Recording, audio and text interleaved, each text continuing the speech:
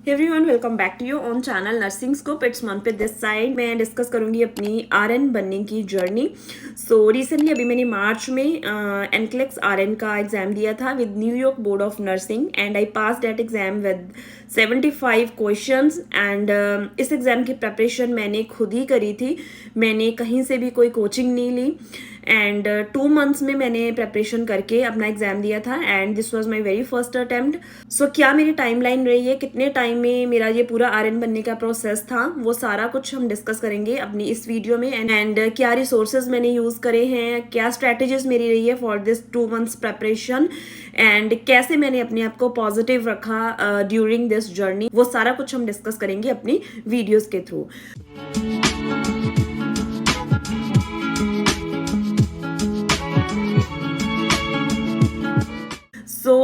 आगे जाने से पहले थोड़ा सा मैं अपने एकेडमिक बैकग्राउंड डिस्कस करना चाहती हूँ। मेरी ग्रेजुएशन 2012 की है and I did my graduation from SGRD nursing college Hoshiarpur Punjab and उसके बाद सेम कॉलेज से मैंने टीचिंग एक्सपीरियंस करा एंड फर्दर मेरी जो पोस्ट ग्रेजुएशन मैंने कंप्लीट करी ईयर 2015 में in masters in mental health nursing and उसके बाद फिर से मैंने टीचिंग में ही परस्यू करा अपना career.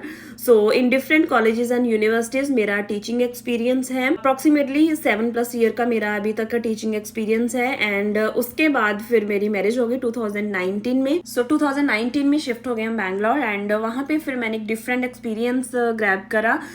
One of the top most Android app है जो कि प्रेपरेशन करवाती है नॉर्सेट, PGI एंड अदर एग्जाम्स के लिए। अभी मैं नेम नहीं ले सकती उस ऐप का। उस ऐप में उनके साइंटिफिक पैनल में मैंने as a content developer and content reviewer काम करा अप्रॉक्सीमेटली 1.5 साल तक। वो एक्सपीरियंस बहुत यूजफुल रहा मेरी इस एग्जाम की प्रेपरेशन के लिए एंड उस टाइम पे मैं ना अपनी टीचिंग को बहुत ज़्यादा मिस करती थी। मेरे पेरेंट्स, मेरी ग्रैंड मदर, मेरी फैमिली में सारे टीचर्स हैं, तो वो शायद मेरे ब्लड में है कि मैं ना रह नहीं पाई। और फिर मेरे हस्बैंड ने मेरे को इनकरेज करा, सपोर्ट करा एंड हमने यूट्यूब चैनल क्रिएट करा नर्सिंग स्कूप के नाम से। वहाँ पे जब भी मेरे को टाइम मिलता है मैं वीडियोज़ अपलोड करती रहती हूँ एंड आगे बहुत बहुत ज़्यादा कंटेंट मैं अपलोड करूँगी अपने चैनल पे। If you are new and आपने अभी तक चैनल को सब्सक्राइब नहीं करा है then please do subscribe the channel and support us and kindly share our channel with your circle, within your nursing circle, so that जो अभी आने वाले वीडियोज़ हैं वो सब लोगों तक पहुंच पाए। एंड देन लास्ट ईयर 2022 में अप्रैल में हम कनाडा शिफ्ट कर गए एंड वहाँ से आने से पहले मैंने मार्च में अपनी एप्लीकेशन ओपन कर दी थी NNES के साथ एंड एनक्लेक्स आरएन की एप्लीकेशन भी मैंने लगा दी थी with New York board of nursing के साथ एंड वो सारा प्रोसेस मैंने खुद ही करा था and with in 4 months NNES की रिपोर्ट मेरे पास आ चुकी थी।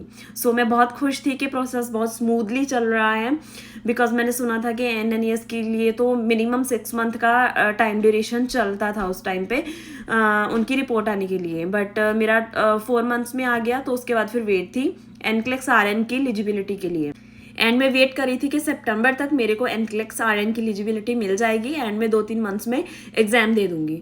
बट सितंबर में मेल आती है न्यूयॉर्क बोर्ड से कि we didn't receive your BSc nursing documents and फिर क्या था, फिर दोबारा पता ही था कि रीसेंड करने पड़ेंगे डॉक्यूमेंट्स। तो फिर पेरेंट्स ने बात करी कॉलेज पे, वहाँ पे जाके कि आप जल्दी कर दो, जल्दी सेंड कर दो, बट करते करते फिर भी 1.5 मंथ लग गया।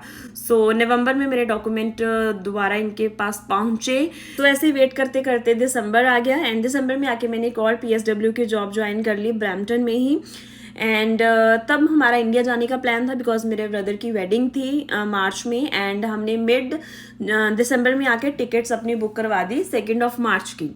फाइनली 22 दिसंबर को वो दिन आता है जिस दिन न्यूयॉर्क बोर्ड से फिर से मेल आती है एंड मेरे को एलिजिबिलिटी मिल जाती है एग्जाम लिखने के लिए और मैं इतनी ज़्यादा खुश थी उस दिन एंड बहुत ज़्यादा सोचा नहीं। हस्बैंड ने इनकरेज करा कि 2 मंथ्स है, तू कर सकती है, तू जॉब छोड़ दे। मैं उस टाइम पे 2 जगह जॉब चल रही थी मेरी और मैंने दोनों जगह कॉल करी और मैंने उनको बोला कि अब मैं आरएन बन के ज्वाइन करूंगी, तो मेरे को 2 मंथ्स का टाइम चाहिए। तो वो भी एग्री कर गए। सेम डे ही 22 दिसंबर को हमने पियर्सन व्यू में अकाउंट क्रिएट करा एंड 2 जनवरी को ATT मिल गई थी एग्जाम लिखने के लिए फाइनली एंड स्लॉट्स बहुत लिमिटेड थे बट हमने फिर 1 मार्च के लिए एग्जाम बुक कर दिया। 1 को मेरा एग्जाम था एंड 2 की इंडिया के लिए फ्लाइट थी। बहुत ही क्रेजी था, बहुत ही चैलेंजिंग जर्नी थी, बट था कि अभी घर जा रहे हैं तो कुछ बन के ही जाना है. What I feel to crack this type of exams, hard work तो इंपॉर्टेंट रोल प्ले करता ही है, बट आप कितने सेल्फ मोटिवेटेड रहते हो, आपका सपोर्टिव सिस्टम कितना स्ट्रांग है, उस पर बहुत चीज़ें डिपेंड हो जाती है. बिकॉज जिस दिन आप एग्जाम देने के लिए जाते हो तो माइल्ड लेवल ऑफ एंजाइटी तो ओके है, ठीक है, वो तो यूज स्ट्रेस है, होना भी चाहिए उतना. बट अगर आप हद से ज़्यादा एंशियस हो रहे हो तो देन आप उस टाइम पे क्वेश्चंस को सॉल्व कर ही नहीं सकते हो. सो आपके पास आपने अपने आप को ऐसे बंदों के अराउंड रखना है जो आपको दिन रात एनकरेज करें, जो आपको दिन रात सपोर्ट करें. सो अगर मैं अपने केस की बात करूँ तो मेरे पेरेंट्स का अनकंडीशनल सपोर्ट शुरू से ही रहा है. मेरी एजुकेशन को लेके, मेरी एजुकेशन को उन्होंने ऑलवेज प्रायोरिटाइज करा है, बिकॉज वो टीचर है और उनको पता है कि एक लड़की की लाइफ में एजुकेशन की क्या वैल्यू हो सकती है. सो उनका तो एनकरेजमेंट एंड सपोर्ट था ही शुरू से. बट मेरे हस्बैंड ने जिस तरह से मेरे को सपोर्ट करा है, मैं ये बोल सकती हूँ कि अगर मेरे हस्बैंड की सपोर्ट नहीं होती तो शायद मेरे लिए फर्स्ट अटेम्प्ट में ये एग्जाम क्लियर करना डिफिकल्ट हो सकता था. सो ही इज़ द वन जिन्होंने एवरी स्टेप पे मेरे को सपोर्ट करा है, एनकरेज करा है, चाहे फिर वो like a parent care take करनी हो. लाइक मैं अगर 18 घंटे बैठ के पढ़ती थी तो उन्होंने मेरा पूरा ख्याल रखा है कि इस टाइम पे ड्राई फ्रूट खाना है, इस टाइम पे फ्रूट खाने हैं, इतना फ्लूइड पीना है, तो वो सब तो करा ही. प्लस उन्होंने स्टडी मटेरियल में भी मेरी इतनी ज़्यादा हेल्प करी है कि जैसे मैं कभी कभी बोलती थी कि मेरे को फार्मा में डिफ़िकल्टी आ रही है, तो फिर उन्होंने टिकटॉक पे जाके देखना कि अच्छा इस बंदे को फॉलो कर सकती है, उसकी वीडियो देख सकती है, ताकि जल्दी जल्दी मैं सारा अपना सिलेबस कवर कर पाऊँ. सो इस लेवल की सपोर्ट करिए, और जिसके पास ऐसा हस्बैंड हो तो हो ही नहीं सकता कि उसका एग्जाम क्रैक ना हो. So thank you so much Gurpreet and my beautiful family for supporting me, for encouraging me like this, and thanks to all those people जिन्होंने डीमोटिवेट करने की कोशिश की. उनका भी बहुत इंपॉर्टेंट रोल प्ले हुआ है मेरी इस जर्नी में, बिकॉज उनकी बातों को मैंने एज अ चैलेंज लिया था कि इनको करके दिखाना है कुछ. So that's all about this. And अगर मैं बात करूँ अब मैंने रिसोर्सेज क्या यूज़ करे, कहाँ से पढ़ा, कितना पढ़ा, तो वो सब बात करते हैं अभी. तो स्टार्ट करा था मैंने सॉन्डर्स की जो कॉम्प्रिहेंसिव टेक्स्ट बुक आती है, सो उसकी थ्योरी अच्छे से करी थी. देन एक इवॉल्व का कोड आता है उसके साथ, सो वहाँ से मैंने 5-6,000 MCQs करे थे सॉन्डर्स के ही. एंड देन उसके बाद फिर थोड़ा सा मैंने लिपिड-कॉट पढ़ी थी, सारा नहीं पढ़ा था बट थोड़ा सा मेड-सर्ज का, थोड़ा सा पीडियाट्रिक का, ऐसे मतलब जो जो मेरे को डिफिकल्ट लग रहा था वो मैंने सेकंड बुक से रिवाइज करा था, और जहाँ एडिशन करा आप ये बोल सकते हो. सो उसके बाद फिर 1 मंथ में मैंने ये सारा करा था, सॉन्डर्स, लिपिड-कॉट, एंड या थोड़ा सा मैंने प्रायोरिटाइजेशन की एक बुक थी, वहाँ से प्रायोरिटाइजेशन के क्वेश्चन करे थे, डेलीगेशन के क्वेश्चन करे थे. एंड जब 1 फेब आ गई थी, 1 फेब से मैंने टेस्ट सीरीज ज्वाइन करी थी, एंड मैंने टेस्ट सीरीज करनी स्टार्ट कर दी थी. एंड 20 दिन तक मैंने वो टेस्ट सीरीज ही करी थी. उसके बाद फिर 21 से लेके 28 फेब तक मेरे पास 8 दिन बचे थे. वो 8 दिन मैंने रिवीजन के लिए यूज़ करे थे. सो बेसिकली अगर मैं बोलूँ, मैंने बहुत सारी बुक्स नहीं पढ़ी थी, 2-3 स्टैंडर्ड की टेक्स्ट बुक्स रखी थी, उन्हीं को मैंने फॉलो करा था. एंड इधर उधर से नहीं कि जैसे आपने फेसबुक से ये PDF उठा लिया या टेलीग्राम से ये PDF उठा लिया, बिकॉज क्या होता है कि वो ऑथेंटिसिटी नहीं होती उस मटेरियल की. सो आपको ये भी नहीं पता होता कि आप सही पढ़ रहे हो या गलत पढ़ रहे हो. सो स्टैंडर्ड टेक्स्ट बुक्स पढ़ो, स्टार्ट आप सॉन्डर्स से ही करो, बेस्ट है. एंड उसके बाद लिपिड-कॉट हो गई, वो कर सकते हो आप, ठीक है. देन मॉसबी कर सकते हो, मॉसबी में भी बहुत अच्छे MCQs मिल जाते हैं आपको. एंड उसके बाद कोई अच्छी सी टेस्ट सीरीज ज्वाइन कर लो अगर आप सेल्फ प्रेपरेशन कर सकते हो. अगर नहीं कर सकते हो फिर तो डेफिनेटली कोचिंग लेनी ही पड़ेगी आपको. सो ये हो गया मैंने रिसोर्सेज जो मैंने यूटिलाइज करे थे for my preparation. So there is one more thing which I want to discuss with all of you. आप इंस्टाग्राम पे पूछ भी रहे हो कि ये कंटेंट याद कैसे करना है. सो देखो, कभी भी कंटेंट के पीछे भागना नहीं है. कंटेंट आपके दिमाग में खुद ब खुद बैठने लग जाएगा जब आप बार बार पढ़ोगे उसको. सो जैसे मैंने सॉन्डर्स की फर्स्ट रीडिंग लेनी स्टार्ट करी थी, तो मैंने इसे इंटेंशन से नहीं करी थी कि मेरे को सारे का सारा याद होना चाहिए आफ्टर द फर्स्ट रीडिंग. कभी भी नहीं हो सकता इतना कंटेंट याद. आपको समझना है. बहुत सारे कॉन्सेप्ट समझने वाले ही हैं. कुछ एक पार्ट है लाइक अबगार हो गया, GCS हो गया, लैब वैल्यूज हो गई, जो आपको याद रखनी पड़ेंगी. अब तो नेक्स्ट जनरेशन आ गया, आपको लैब वैल्यूज भी याद करने की जरूरत नहीं है. सो फैक्चुअल डेटा बहुत कम होता है, ज़्यादा कॉन्सेप्ट्स ही होते हैं, कॉन्सेप्ट्स को समझना होता है। एंड फैक्चुअल डेटा भी जैसे लैब फाइंडिंग्स थी तो मैंने वो भी याद नहीं करी थी। जब MCQs आप प्रैक्टिस करते हो, बार बार सेम टॉपिक्स ही सामने आते हैं, तो अपने आप ही चीजें याद होने लग जाती हैं। सो आपको एफर्ट ही नहीं लेनी पड़ती चीजों को याद करने के लिए, खुद ब खुद आपके दिमाग में फिट होने लगती है वो जब आप बार बार पढ़ते हो। सो बस इसका कोई शॉर्टकट नहीं है इस एग्जाम का। जितना ज़्यादा आप पढ़ोगे, जितने ज़्यादा आप MCQs प्रैक्टिस करोगे, जितना आप कॉन्सेप्ट्स को क्रिस्टल क्लियर करके अपने दिमाग में बिठाओगे, उतने ज़्यादा चांसेस हैं इस एग्जाम को फर्स्ट अटेम्प्ट में क्रैक करने के लिए।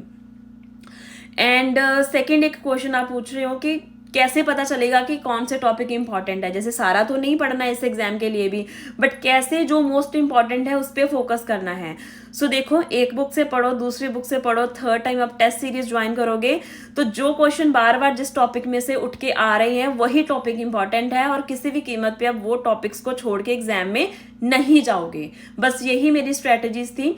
एंड हार्ड वर्क बहुत करा था, सारे ही करते हैं, बट हाँ थोड़ा स्मार्टली तरीके से अगर आप पढ़ोगे देन ये एग्जाम को क्रैक करना उतना ज़्यादा भी डिफिकल्ट नहीं है।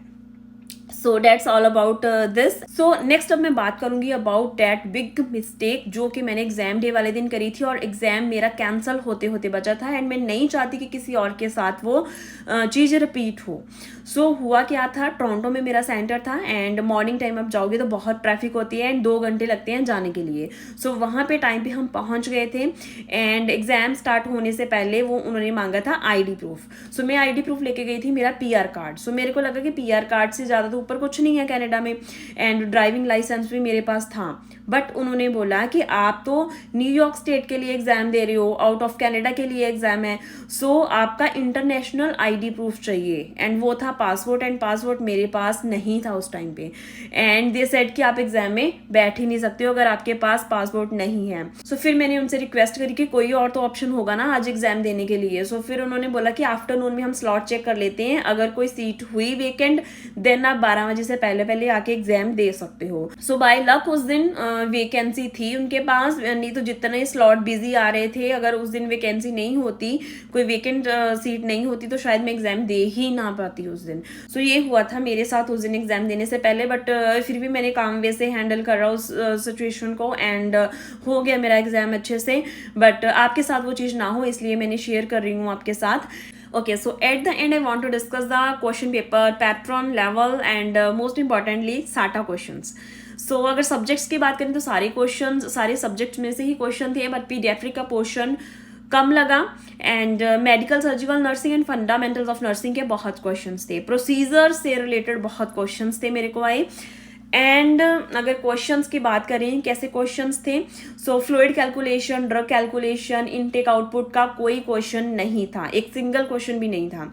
ECG स्ट्रिप मैंने एक्सपेक्ट करी थी कि एक आधी स्ट्रिप आ सकती है, उसका कोई क्वेश्चन नहीं था।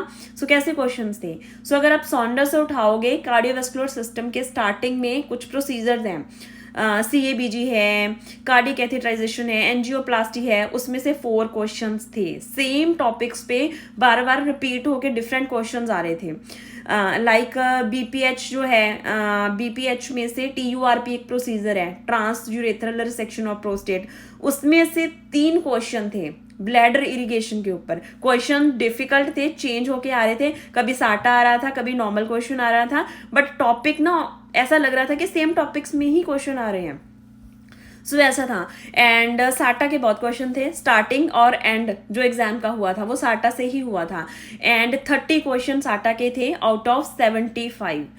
एंड क्वेश्चंस बीच में डिफ़िकल्ट लग रहे थे, कुछ क्वेश्चन बहुत इजी भी थे, कुछ क्वेश्चन बहुत डिफ़िकल्ट भी लग रहे थे, एंड नेगेटिव इवेंट क्वेरी के बहुत सारे क्वेश्चंस थे। सो उन क्वेश्चंस को समझने के लिए थोड़ा टाइम लगता है, एंड टाइम मैंने लिया था, मैंने 3 घंटे में 75 क्वेश्चंस करे थे। So that's all about my exam day experience, and बाकी सारा जो एक्सपीरियंस, कैसे मैंने प्रेपरेशन करी, क्या रिसोर्सेज यूज़ करे, वो सारा भी मैंने आप लोगों के साथ शेयर करने की कोशिश करी है। सो अगर कुछ रह गया जहाँ आपके माइंड में कोई डाउट है देन आप पूछ सकते हो, आप कमेंट कर सकते हो इस वीडियो के नीचे। एंड बाकी इंस्टाग्राम है, टेलीग्राम है, टिकटॉक है, आप वहाँ पे जाके नर्सिंग स्कूप को फॉलो कर सकते हो for more such type of videos. Thank you so much for supporting nursing scoop always, and thank you so much for watching this time.